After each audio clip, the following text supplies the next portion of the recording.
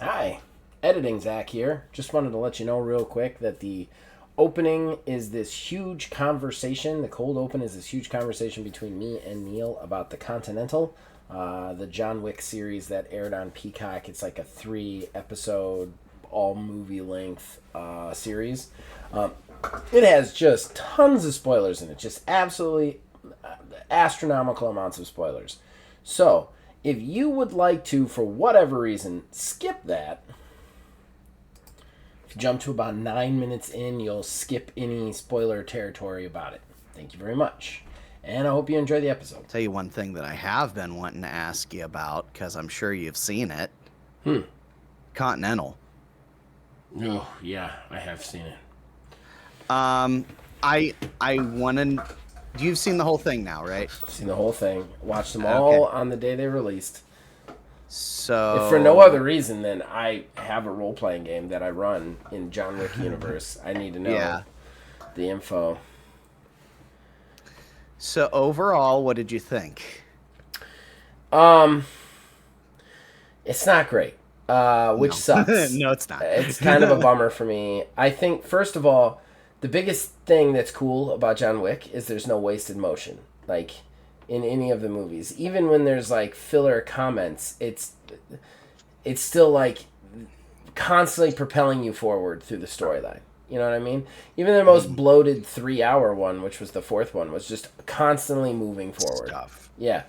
I felt like I could have taken the 3 mini movies that they did as the Continental. I could have cut them down into 40 minutes each, and made an okay movie. But the other thing I didn't like about it was they had a lot of stuff in there that just didn't need to be there, like subplots that need to be there, that extra storylines that just there was like, why do we care about this?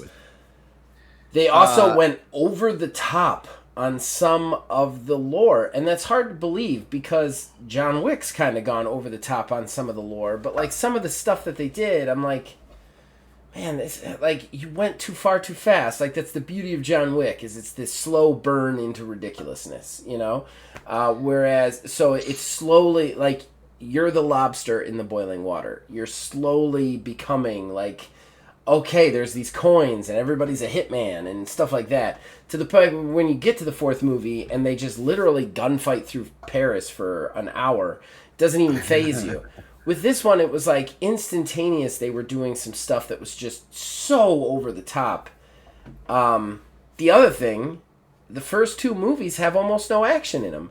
And the action that's in them is very unbalanced. To have the third one, which does has some really good action scenes and has a lot of action, but again, you're not really attached to a lot of the characters because they haven't given them time to develop. You've had weird subplots about like cultural appropriation and this insane gun that would never work in the real world ever.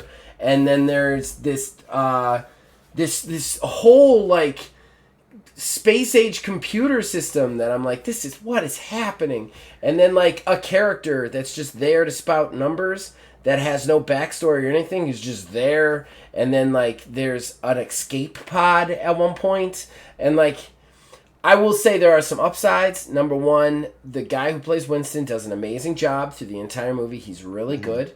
There's a side character called Lemmy who's really entertaining every time he's on screen. He doesn't get enough time, but when he's there, he's really good.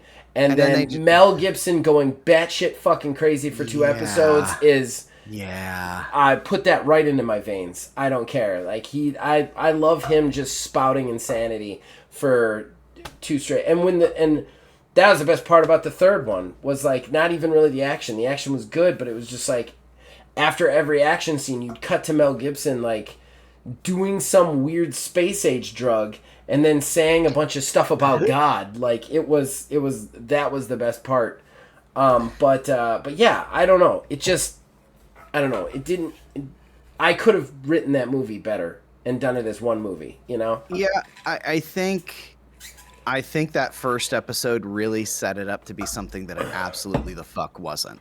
The first episode was the worst one. Well, that's it.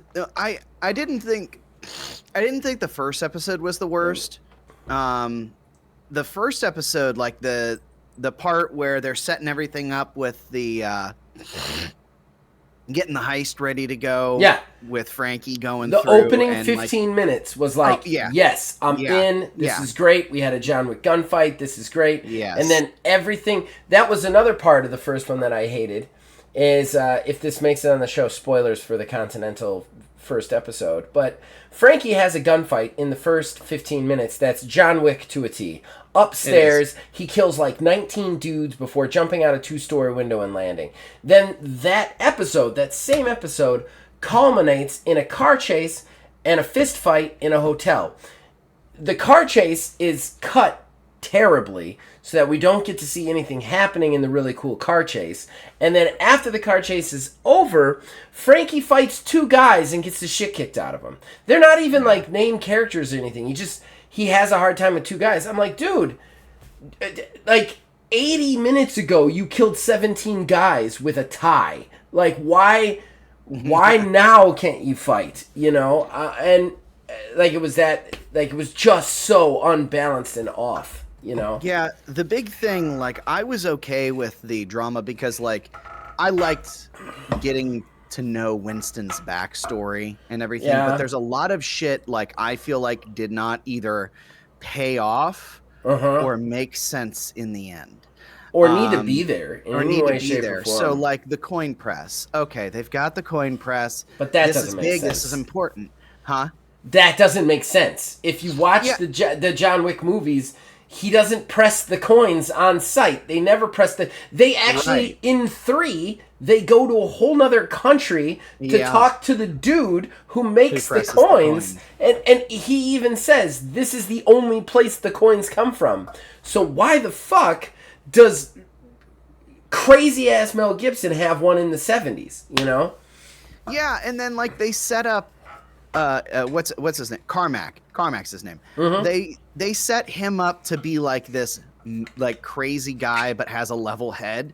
Like at the very beginning he's like, "Oh, that's right. I can't kill on continental grounds." He's like, "But you know it would be really really bad if somebody just jumped off the ledge." I thought that was a cool scene actually. That was cool. Yeah, because it made sense with everything. And then he's just like, fuck it. I'm just going to kill dudes." Like, yeah, sure, like, he got marked.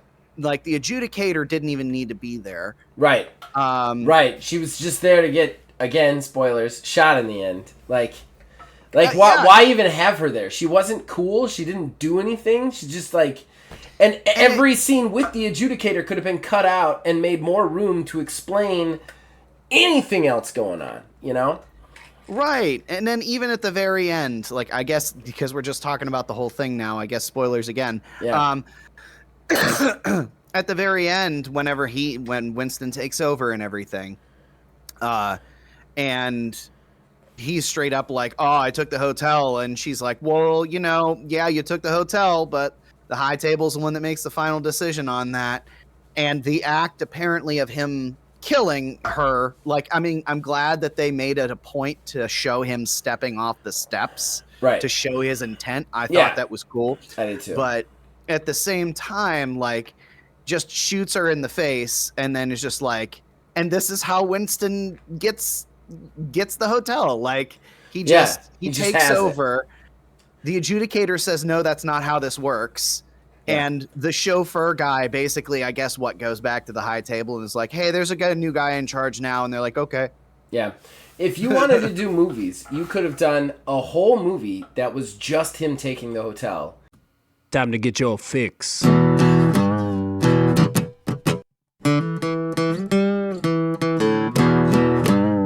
It's a horrible gaming podcast.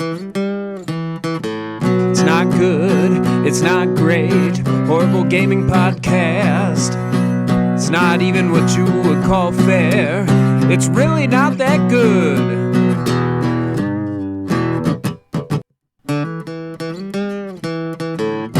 Horrible Gaming Podcast.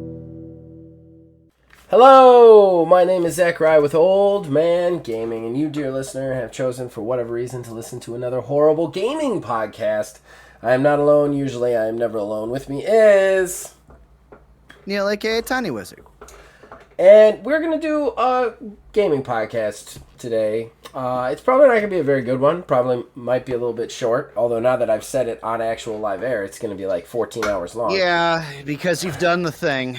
You've done the thing. I've got to say, we don't really have a lot to talk about. It actually has been a pretty short, small news week as far as it goes, as far as my concern anyway. And Neil actually has like 6 newsy bits. I don't have any, so we're just going to be overtly loquacious, which neither one of us has a hard time doing.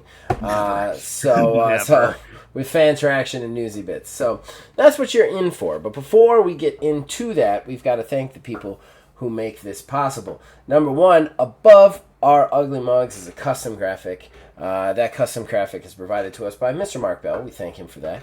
And of course, the theme song for this show and all of the shows here at Old Man Gaming is provided by the man who makes the music, my brother, Nick Van Sliders. We thank him for that. I also want to do a special top of the show plug. You guys, please give me the leeway because I don't usually do this. But I have a gaming company, not a video game company, a role-playing game company called Axiom Games, LLC. We've talked about this. Any long-time listeners has seen some of the ridiculous ads me and Phil have done.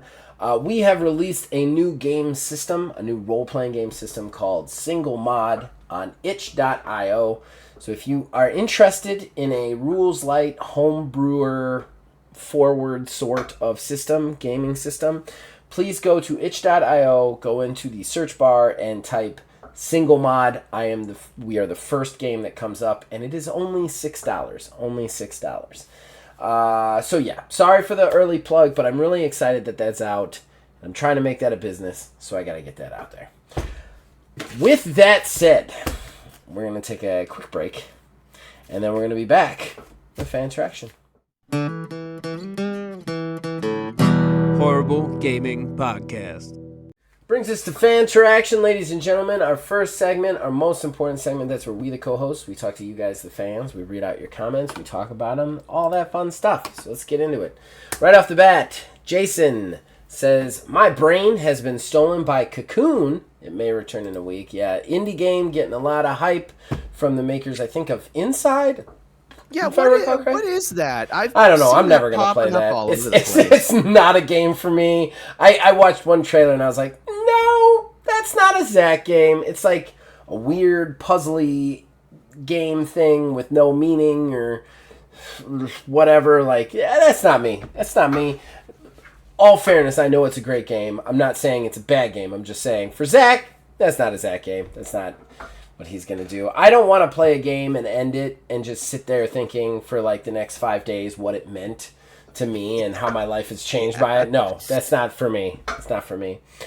William Hohen, next. Hi! Exclamation point. Happy belated birthday, Zach. You are now the answer to everything. Hitchhiker's Guide to the Galaxy represent.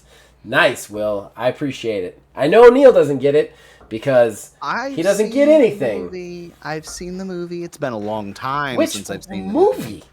None of the movies are good compared to the book, dude. Don't read the book. Too. Get the fuck out of here. Don't. We still have to do a podcast. It's like, bye. Bye. This goes. It's like, all right, well. On your AAA graphic point, yeah, we've come a long way graphic-wise since the NES. I think it's enough for now. I want good gameplay and games that don't need 200 gigs on my PlayStation. God. Amen. Amen. Let's take it paragraph by paragraph if we have to. Yes. And just, can I say, I feel like the entire world is starting to echo this. I feel like the people who are truly concerned with graphics are the people that are the AAA CEOs. I don't think it's anybody else, because you look at the real hit games. I mean, yes, there's been a few, but have they been hits because of their graphics? Like, is Baldur's Gate 3 a hit because of its graphics? Nope. No! It's because of the gameplay. Like, people want gameplay. They want their game experience to be good. They don't really care what it looks like as long as it makes sense within the game. It's just period. Continuing. Unfortunately, nowadays, physical media is an illusion of ownership. It is. It absolutely is. Everything's an illusion of ownership. We're just leasing our lives, period. GameStop next name. GameStop, dog food store now. I mean, they were kind of doing that during COVID. We talked about it extensively. Oh yeah, all sorts of weird shit stuff they were selling. Yeah. He then continues, of course you have an advantage if you play as player 1 in MK1. The hint is in the frickin' title. Nice joke. For my off-topic topic this week, I need to shout out TMNT Splintered Fate. It's like Hades, but in the TMNT universe. It plays well, it's challenging, all voice acted, story's great. I only have good things to say, parentheses, and it has online multiplayer. Oh, that's fucking sweet. It's an Apple Arcade exclusive for now, but keep your eyes peeled for it. No way it won't release on other platforms. It's so amazing. I have made a video on it if you're curious to see what it looks like. Anyway, that's it. Thanks for now. Hashtag you pay or you go away. You go away. I'm going to say this. Will, I didn't want to comment on the video until I got all the way through it, and I'm awful about returning to videos, and I have watched like 10-15 minutes of it, and it's a 42-minute video. Yes, that game looks freaking awesome. It absolutely does. I'm hoping it comes somewhere else because I love Ninja Turtles. I love the Ninja Turtle beat-em-ups. I want to see Ninja Turtles in other places. I feel like because the Ninja Turtle beat-em-ups are so well looked on nostalgically, everybody who makes a Ninja Turtle game feels like it has to be a 2D brawler, or why bother? Which is just not. There's so many options for Ninja Turtles that you could make. You know what I still want? I still want an open world Ninja Turtle game where you get to create a mutant animal. That's what I want. I'm very curious to see what that last Ronin is going to be like. I will say that does look good. I don't want to say again because I don't know if it's going to be a brawler. I think I'm hoping it'll be a little bit closer to like Ghosts of Tsushima. They've already said it's going to be like a God of War style. Right. I just we don't really have any proper TMNT games in the base TMNT universe. Like, why? I might get pitchforks. Look, Last Ronin's is a great story. I'm not saying it's not. It's just, for me, I would love a AAA Ninja Turtles game that isn't already in their apocalypse world. Like, can we get just the 4 turtles doing cool 4 turtle things that's not a 2D brawler? That's like, you know what I mean? That's like a big AAA experience. That would be what I want. You know, a little bit more than the Last Ronin. I'm of course going to play Last Ronin. There's no question. But like, and I'm hoping very much it will be good. But you see what I'm saying? Like, I want that like big TMNT experience, you know? You know, it seems almost ripe for something in the vein of Gotham Knights. Yes. Yes. It's there. It's where you can create your own. Fuck's sake. Yeah, exactly. Exactly. What I want, open world TMNT universe, you can play as the Turtles, or you can play a completely new mutant. And like the story kind of is different, however you do it. I think that would be so fucking cool. Like to just run around the city, you know what I mean? As whatever mutant animal you end up becoming. I think that'd be sweet as shit. Alright. So to continue. Okay. I'm going to read this one, and then I'm going to read my response before we respond to it live. Asylum66. Call of Duty charges $10 for a skin. In that line of thinking, $10 for Texas Chainsaw, for a Texas Chainsaw character that has its own unique powers is a good deal. Dead by Daylight charges $8, and you get the Survivor and Killer. Now $10 per character looks bad. On top of that, only tug one person. Oh, I get what you're saying. Only one person can play the new character on a group. So you pay $10 to randomly get a chance to play them. Not sure what I'm trying to say. just trying to look at it from all angles. I responded, it's bullshit pricing with no in-game currency to earn them. DBD Dead by Daylight has an in-game currency. Granted, the grind is nuts, but they still have one. You can't earn the licensed characters, but you can earn their original characters. Also, what Dead by Daylight and Call of Duty are also wrong, and I'm on record as saying so. Though at least Call of Duty's base experience, #Battle Royale, is free. This is too high a price, objectively, by any angle as it stands right now. I see what Asylum was saying. He wasn't necessarily trying to go off on me or anything like that. My big problem with this is, and I definitely hear what he's saying on the fact that, like, because in Texas Chainsaw Massacre, two people can't play the same character like Dead by Daylight. So, like, if you buy a new character and you're on a team and the other person picks the character first, you can't play him. Nobody can play duplicate characters. So $10 becomes shit if you only release one character and everybody wants to play him. Everybody's just fighting over playing him.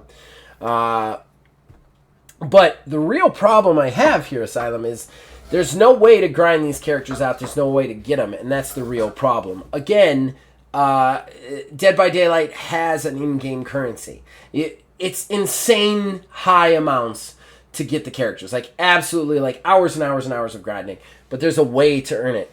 Call of Duty has a battle pass, and its base experience is free, relatively. Texas Chainsaw Massacre, and this could change in the future, but as far as I know right now, has no in-game currency, no way to grind out these characters or new content in any way, shape, or form.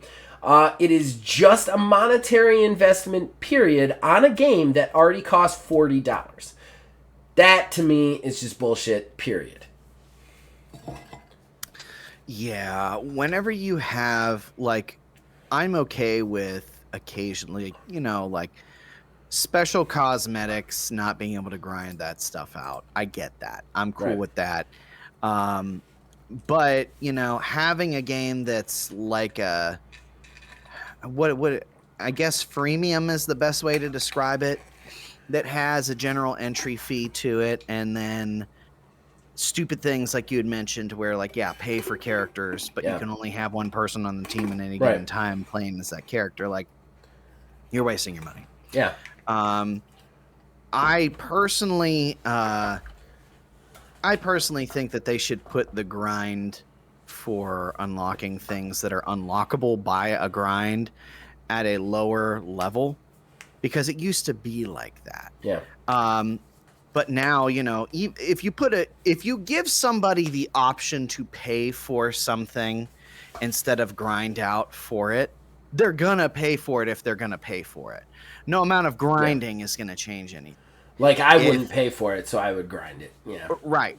If it's a grind that'll take you 2 hours or a grind that's going to take you 10 hours, the fact that it's 10 hours isn't going to make me pay for it.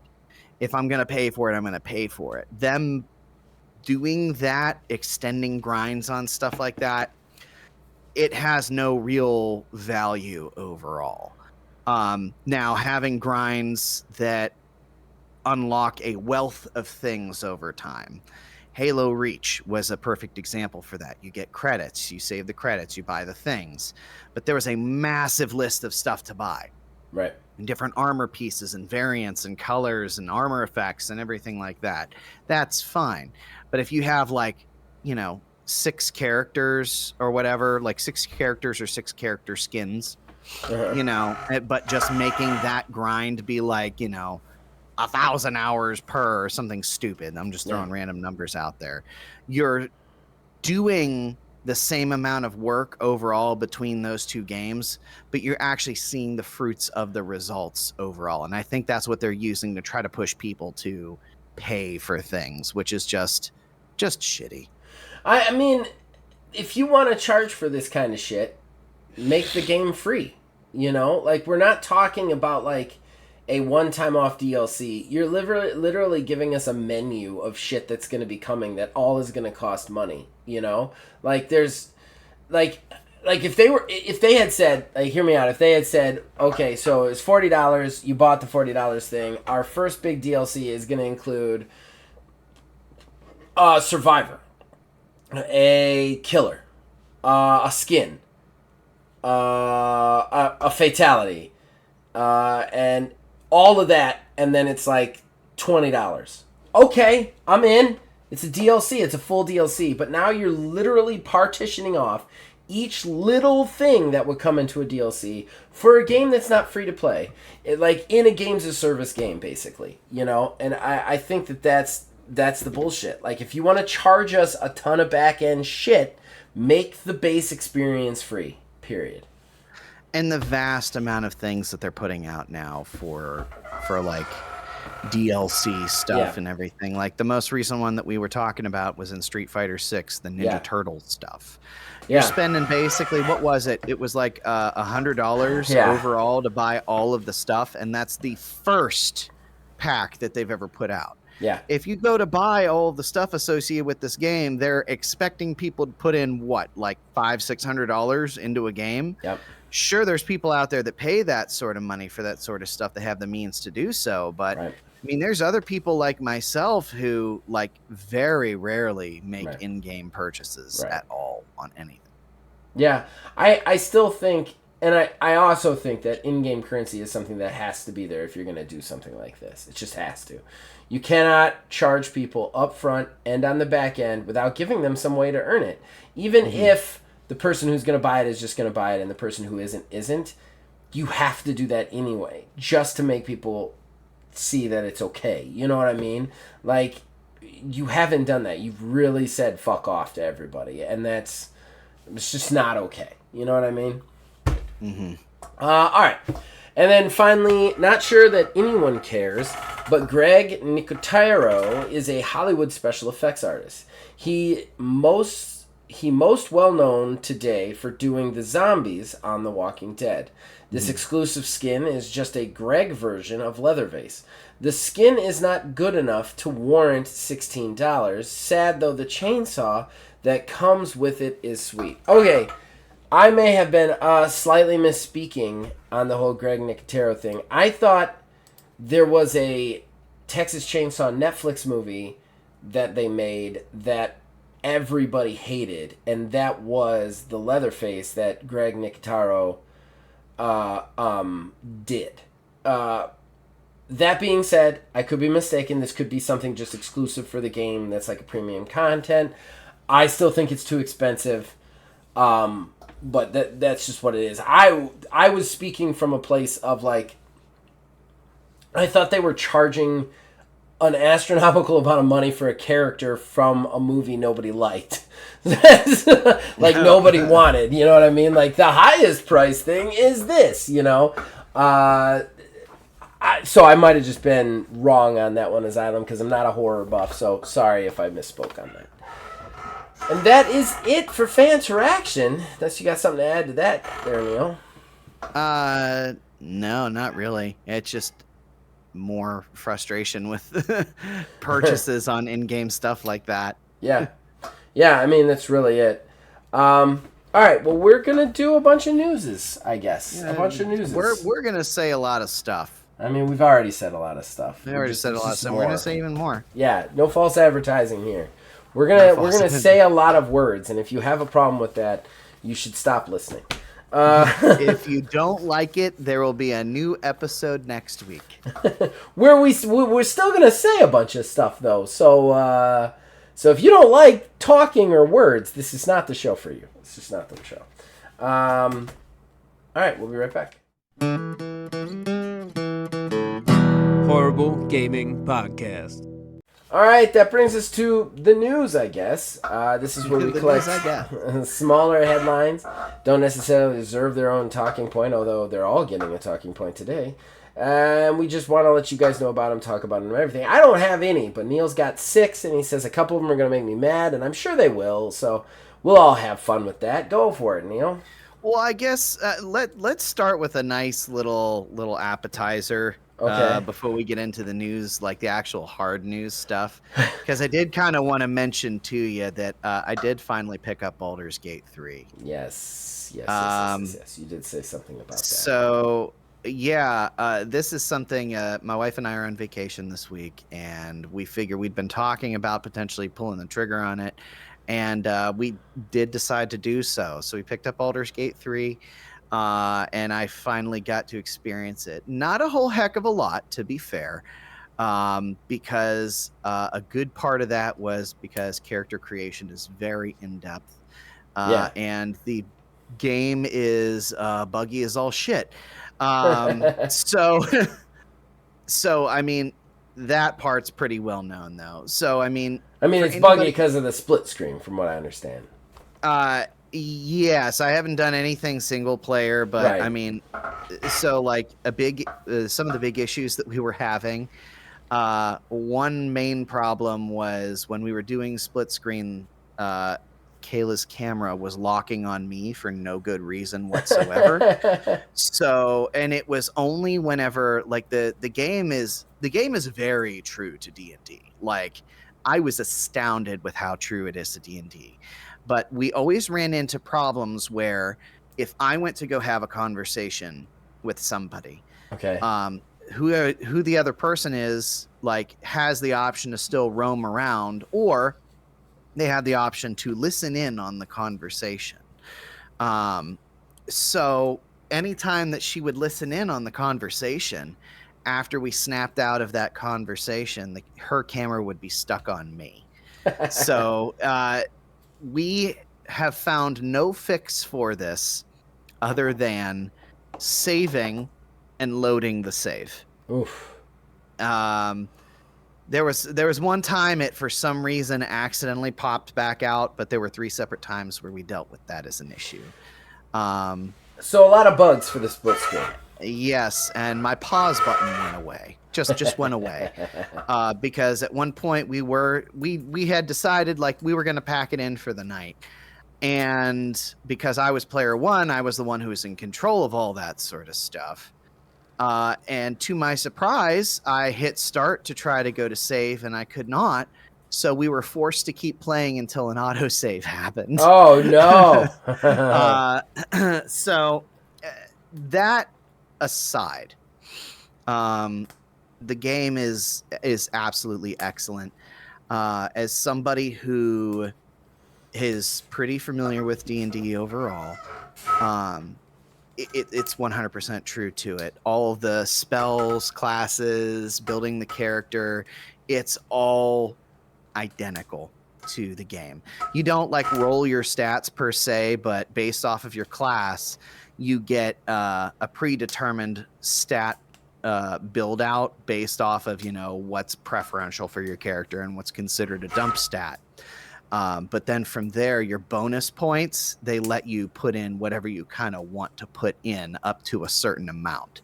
So you can't do any sort of min-maxing to any degree. Okay. Because that, of course, I decided to play a red dragonborn barbarian named Tav. Okay. I was going to put everything into strength. But it would not allow me to do so. It only kind of gated me up to a certain point with my stats, but that was totally fine with me.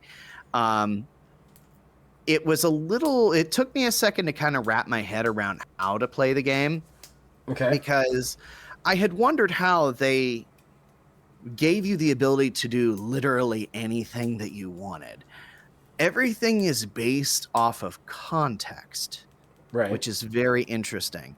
So whenever you are interacting with things, like, you can choose to, if you highlight something, you can go into your action wheel and, like, decide to attack whatever that thing is, or try to, jump towards something, or climb things, which led to me accidentally killing Kayla twice. In the process of me trying to figure out what to do.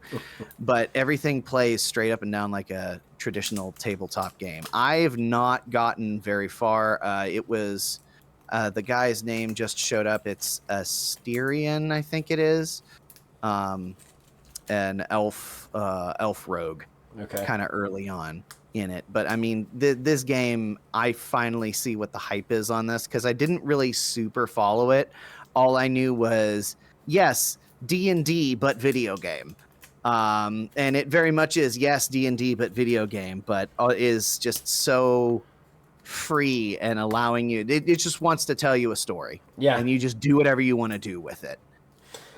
That's really cool. I have questions. Yes. Number one, when you're playing split screen, can you both make characters? Yes. Number two, can you both fuck different people? I believe. We have not encountered that yet, but I do believe.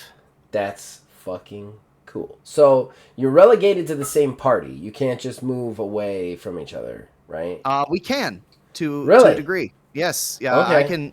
But that is the one thing that I read is the lag and glitchiness starts to really happen if you get too far away.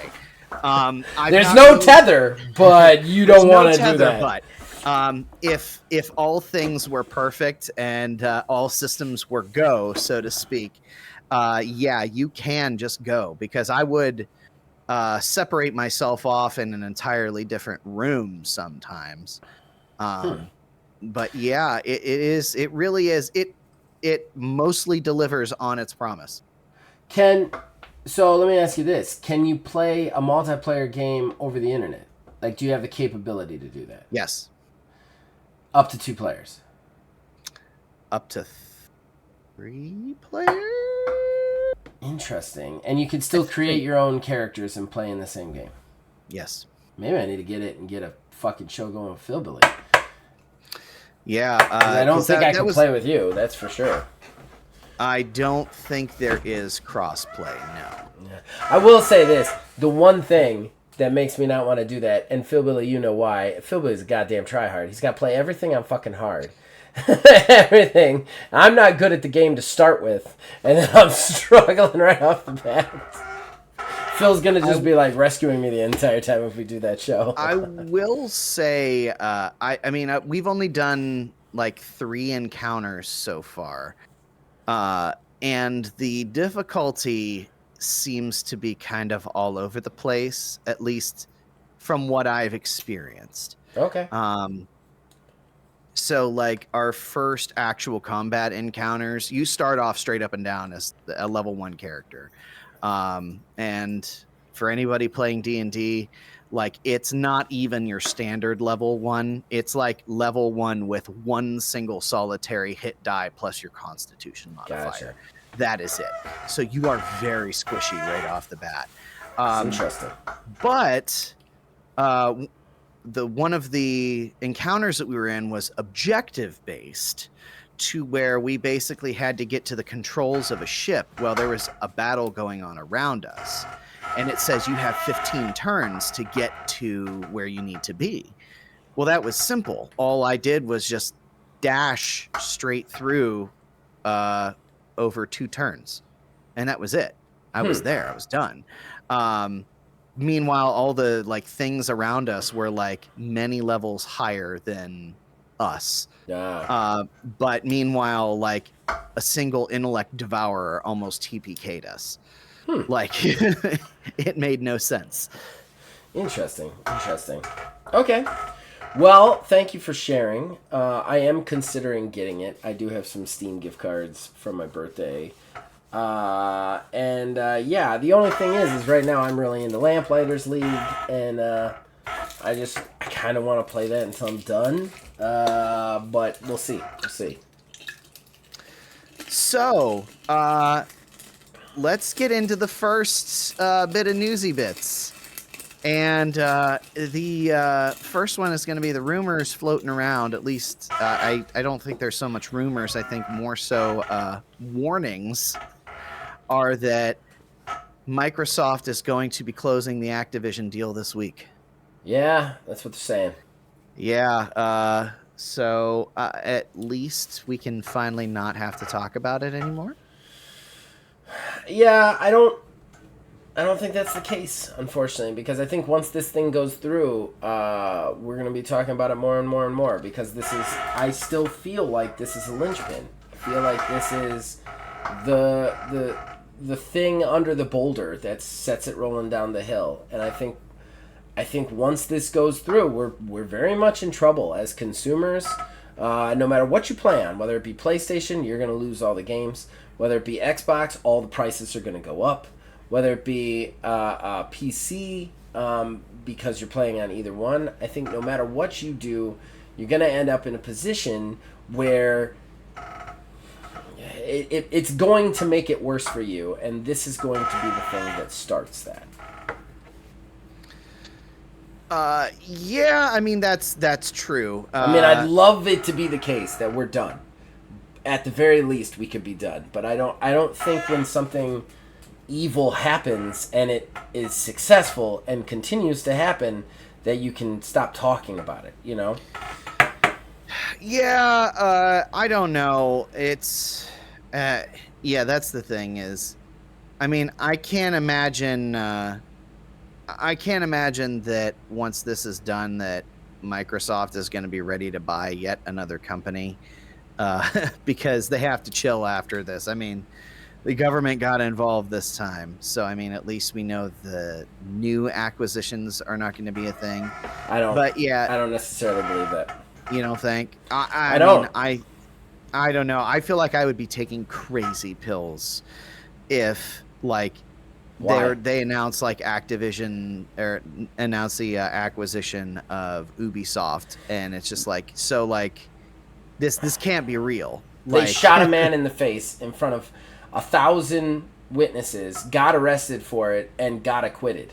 Why wouldn't they just go shoot another man in the face? Like, there's just no reason for them to stop. What's the FTC gonna do?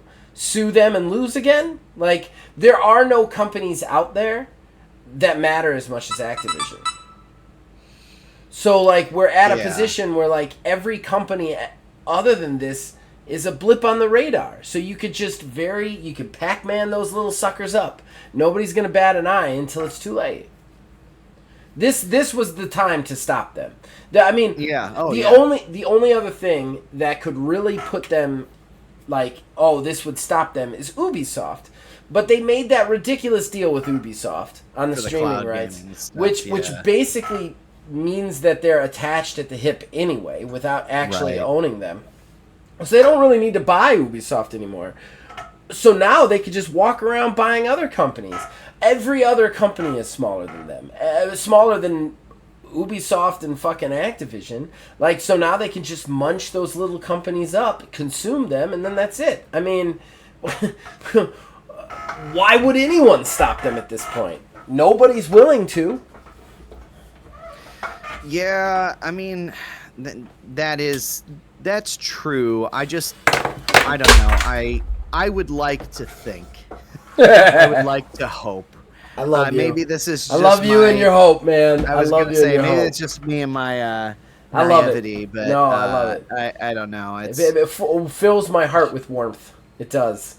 I just go ahead. No, go ahead. I was just gonna say we're already starting to get the tricklings of the. Well, guess what? Surprise! Elder Scrolls 6 is not coming to PlayStation. Yep. Because they had said something. What was it along the lines of, "We're going to evaluate it on a case-by-case basis as to what would remain exclusive and what won't be." They've signed they did the 10-year exclusivity deal to where.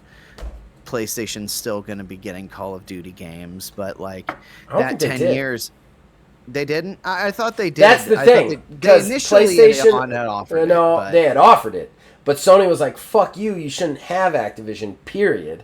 And then they all went to war about it because IGN just did a story about how the next DLC might be the last DLC that PlayStation owners ever see because Sony never actually signed that fucking deal. Like that was something that Xbox offered, but Sony never signed it because Sony was fighting them. There was never an acceptance of that deal. Microsoft has no obligation to put Call of Duty on this. Honestly, Microsoft is in a better position now than they were before the FTC decided to fight them because now the companies that fought them on it, they don't have to honor them because they won the deal without it. Yeah, I mean, at the same time, though, it really makes me wonder because we've been talking a lot over the past few episodes about a potential like crash again in the Yes. future. Yes. And I do wonder if Microsoft, or at least the Xbox division, is going to start getting to be a little too weighty to support itself. I mean, yeah, sure. They sell service now. They don't necessarily sell games. Yeah. And they got Big Daddy Microsoft backing Xbox, but they apparently claimed that Microsoft and Xbox have their own money, that they don't trade off, or nobody borrows from anybody else or anything like that. I find that very hard to believe. But overall, like, we now have a plethora of studios owned by Microsoft, and we've still yet to really see something that's been a huge payoff for their purchases. I mean, even Starfield has not had the staying power as something like Elder Scrolls or anything. Like, sure, Starfield has come out. Yes, it's still popular, but it's not what Microsoft needed. I think it was an okay game. It was okay, yeah. I think, personally, I don't think Microsoft needs it anymore. I see what you're saying. I think Microsoft would benefit from a AAA game crash, and I think they know that, because they have the money to sustain themselves, to insulate themselves, whether they're making any money or not. Whereas other companies out there don't. They don't have that money to do that. You think about Microsoft right now having all these studios, and you think, oh, they've just got so many employees and stuff. They could just close studios now. It's not like if they decided tomorrow that they didn't want Obsidian anymore, Obsidian gets to be its own company anymore. No, they just close it down and fire the employees and take all their IP for themselves. Like, that's the problem with being owned by a company, is that company owns you. You're part of that company. You're just another division of that company, and they can at any point in time shut you down. I think that, like, they would almost benefit from a AAA game crash, because they can have the money to when the AAA games crash. They're the only ones with AAA games, There's just so many connotations of bad that come from this. And I agree. I still find especially with the unionization going on right now, there's a lot of companies Avalanche just unionized.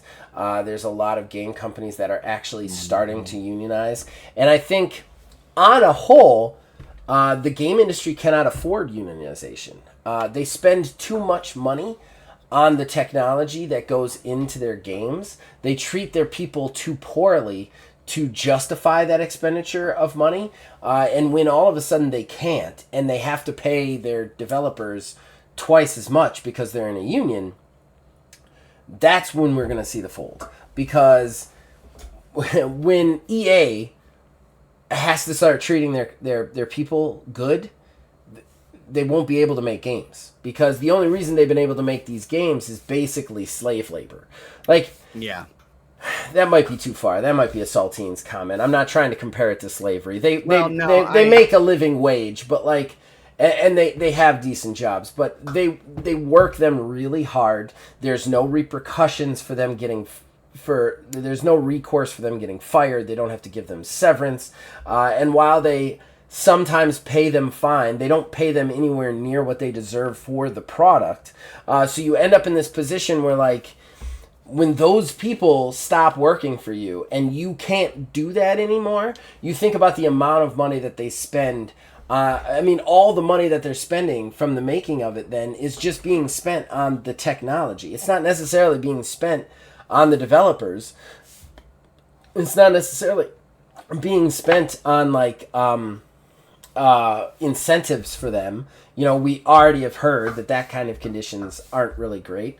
So when you have to start paying your employees that, you can't put all that money into the R&D, and then all of a sudden your games have to go backwards, and they can't have their games go backwards anymore. They've built themselves into a corner, basically, and I think that I am for unionization in the gaming industry. I'm not a huge union fan. I'm on record for that. But like in this kind of situation, it's the recourse. It's the only recourse for the developers. And I'm not even talking about like the money. I'm talking about all the other shit, the sexual misconduct shit. Having a union will fight against that. Like that is something that you can leverage a union to help you stop that from happening. You know, you have like when you have a union rep, you have an outside person who you can talk to, not HR in a company. And HR in a company is just there to make sure that the company doesn't get sued. You know, they're not there to help people or advocate for people. So like, it's good that you've got this union because they have to have them. Well, you spoke the magic phrase. Oh, did I?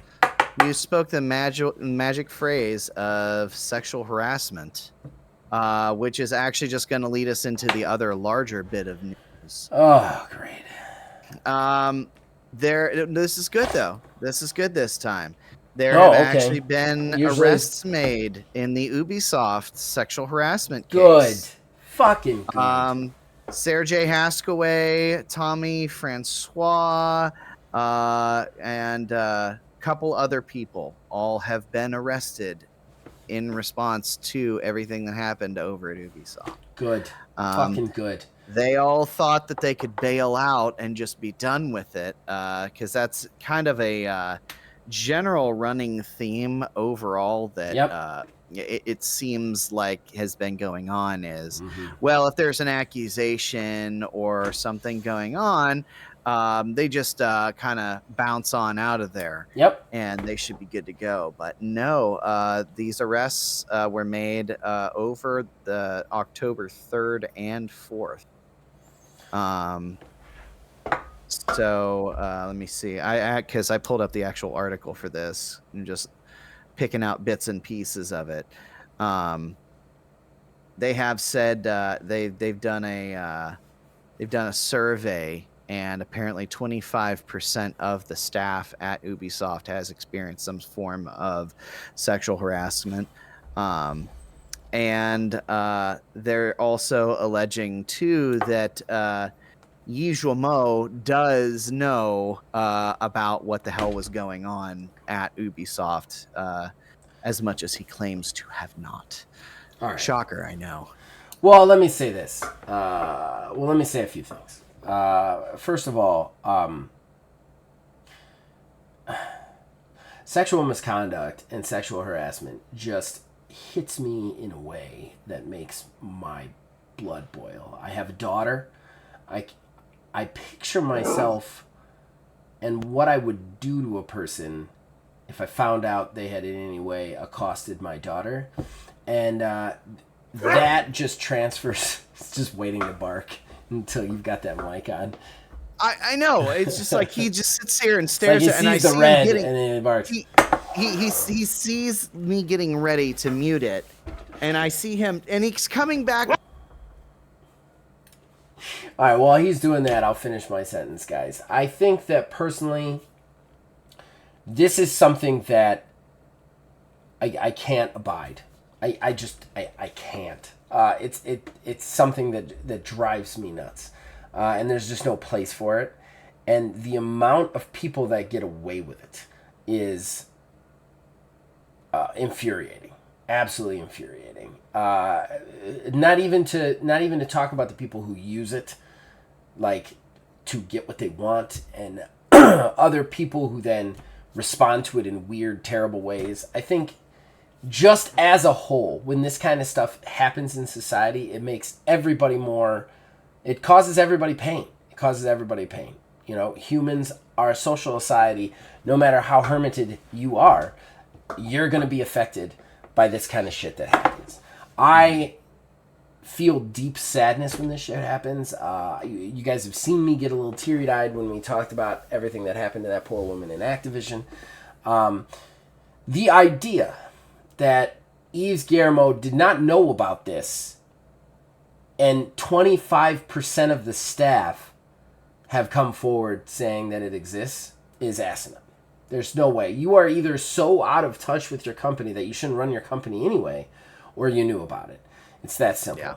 And I don't believe for a second that he's that out of touch. I believe he was covering, and it's despicable and disgusting. And it is indicative of a group of people who get to a point in their life where they think that other people are pets to them or playthings or below them and their rights don't matter. And it just drives me absolutely nuts. And what's even worse is these 3 people are going to stand trial for it. And if they're convicted of guilty, they're going to get what, like 5 years, 10 years? Maybe? Something well, maybe like just that. a fine in minimum security prison. You know, you talk about, not to get too heavy with this, but you talk about like a murderer taking a life. Taking a life is terrible. But at the very least, the person who is dead does not have to suffer anymore. You sexually accost somebody, they have to live with that trauma for the rest of their fucking lives. And you get to go to jail for 5 years and then probably get out and get a nice consulting job. And that kind of stuff just drives me nuts. So I hope they get the absolute maximum of the law. I mean, half the time, like you said, these people do not even get arrested. Bobby Kotick is still sitting in an ivory tower. So it is, I am, and where was this? Was this Ubisoft Montreal? Was this in Canada?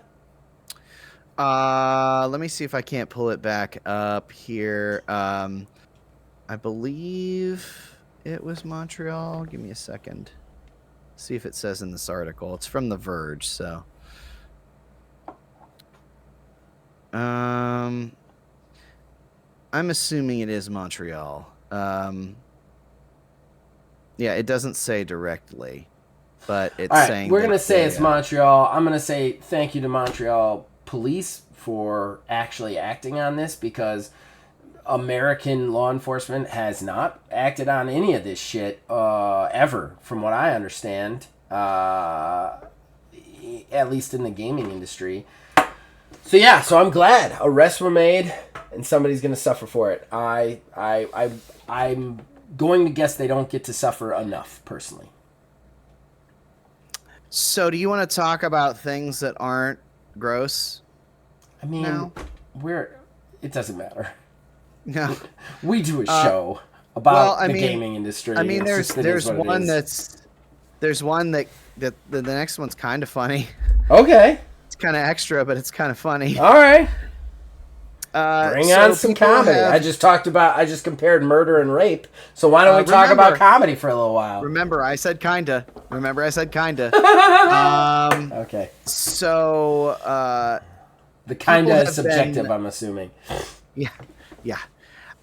So people have been really pushing the guardrails on Bing's AI image generation to see what it is that you can get away with.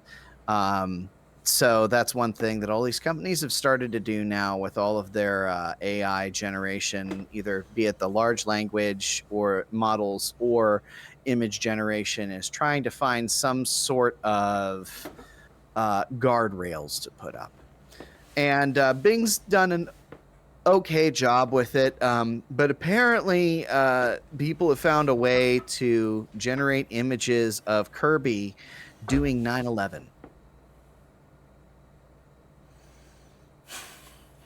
I like the silence.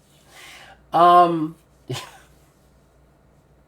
right, I just want to really quickly address anybody listening who is a person on this planet.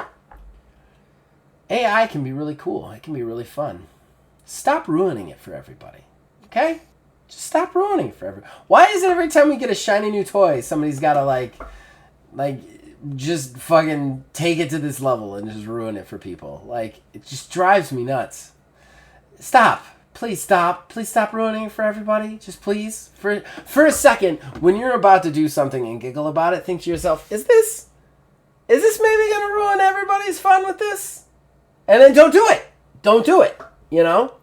You know, it's still, it kind of makes me think to some degree, or at least remind me, funny enough, of that idea that I had one time for an episode where we really don't have anything to talk about, to where we just do random gaming AI image generated things. We never did it because it would be visual only. It's very visual. That's the problem. Yeah. We could do like a screen share or something like that. So you would have to watch that episode. But I don't know what's possessing people to. I mean, internet. I guess internet's gonna internet. Internet's gonna internet, man.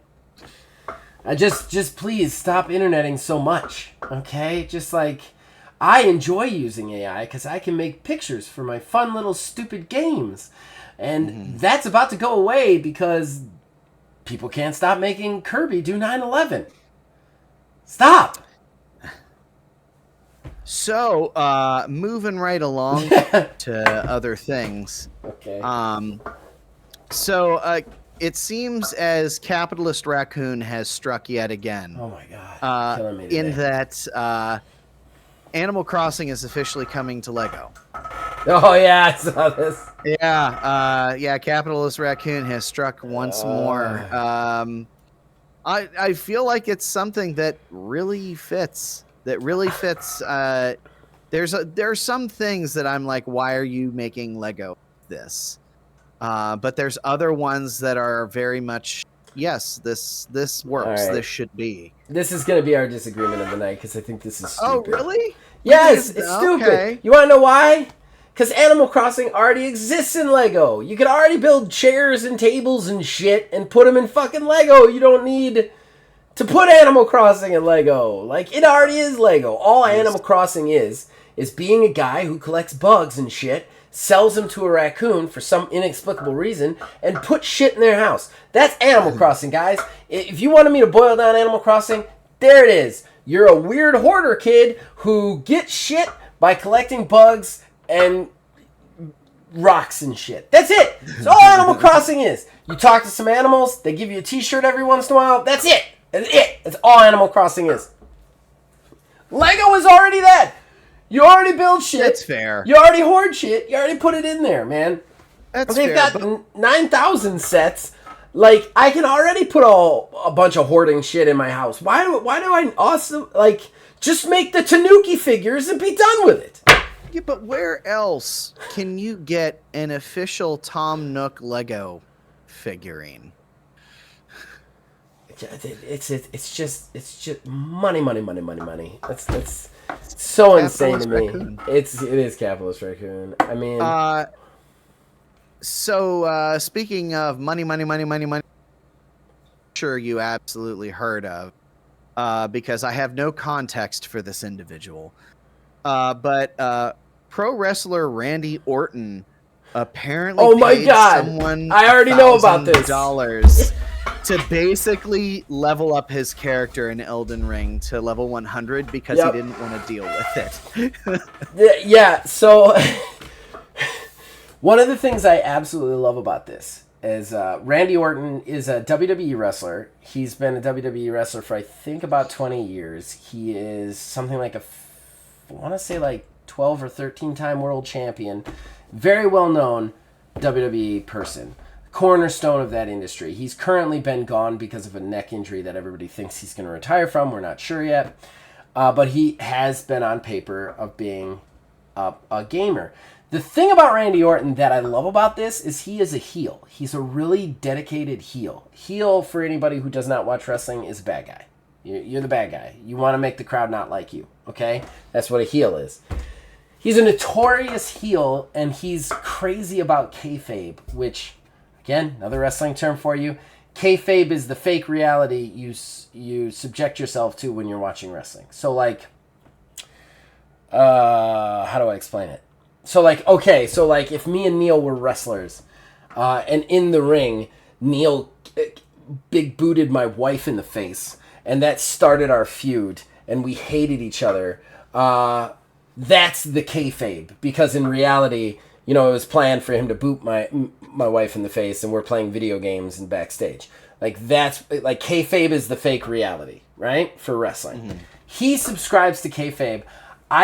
Somebody told me about this, and I was like, dude, I'm telling you, I think Randy Orton did it on purpose because he's a heel. Like, that's how committed to being a bad guy is, that he's like, yeah, I cheated at Elden Ring. Like, he's like, what would also make these nerds hate me? I cheated at Elden Ring. So you mean to say his character has ascended to like a fourth wall breaking new meta level? Yes, he's a new level of heel to where he's also a gamer, so he knows how much people love Elden Ring. So I think he was just like, yeah, I paid some gamer $1,000 to beat Elden Ring, and you guys are all bitches for not. And I'm like, I'm just sitting over here like, this is a work. He's the best fucking heel that has ever walked the planet. That's amazing. Just like in the next week. And another thing, episodes 1, 2, and 3 are way better than 4, 5, and 6. Right, like, exactly. Pissing people off. That's the kind of thing Just Randy Orton would facts. do. Definitely. I think 100%. I think he beat Elden Ring on his own, and he's just like, I'm going to tell all these motherfuckers I cheated at it. He's just that committed to the work.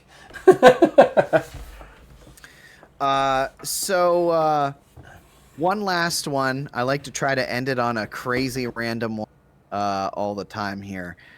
There's a bakery that made a clicker from The Last of Us entirely out of bread. What? This thing looks absolutely horrifying. I wish I would have saved an image of this to be able to send to you. Let me see if I can't pull it up here real quick. The detail that somebody put into making this thing out of bread is insane. If you can pull it up, just share your screen so that people can see it. Because we talk too much about this visual thing. That's true. And if you're listening, go look up Last of Us clicker bread, I guess. So here, let me do. How the hell do I share my screen? There it is. Okay. Oh, good God. Yeah. Did it go away when I clicked over? No, you're good. Okay, it's still up. Yeah. So, I mean, it's got it all the way down to the teeth. This thing horrifying. is absolutely horrifying. But it's all made out of bread, so it's scary but delicious. This is probably delicious. And there's other, so like they did like other fungus over here as well. And then there's the full view of it, a front facing shot of it.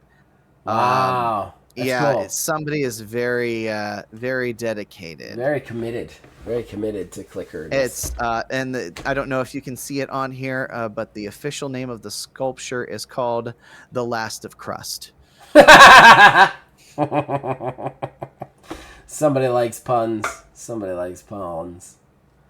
All right. Well, that was your last one, you said. That was my last one, yes. All right, ladies and gentlemen, we're going to do plugs, and we're going to be done.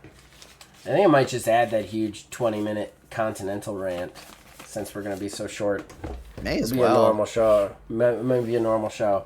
All right, go. Pause. Forgot to pause it. Horrible Gaming Podcast. Ladies and gentlemen, that brings us to the end of the show and the shameless self-promotion that comes with it. Neil, anything you want to plug?